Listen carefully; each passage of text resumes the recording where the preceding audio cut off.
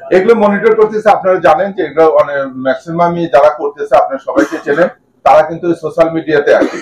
তাদেরকে কোনো সময় যে সমস্ত ইয়ে করতেছে তাদেরকে রাজপথে দেখা যায় না।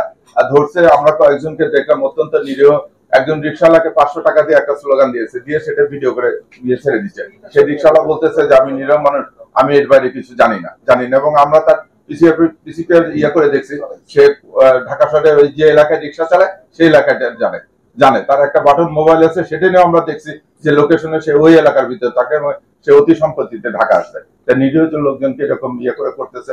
আর বড় বড় যারা আপনি বললেন যে সমস্ত যারা অনেক জ্বালাময় বক্তৃতা, তারা তো দেশের বাইরে থেকে বলতেছে বলে নিরীহ লোকজনকে একটু করতেছে। আমার ধারণা যে আপনারা যদি প্রচারণাটা ঠিক মতো চালান, আপনারা যদি সামাজিক এই দায়িত্বটা নেন, তাহলে মানুষের ভিতর থেকে ভীতিটা কেটে যাবে ইনশাল্লাহ।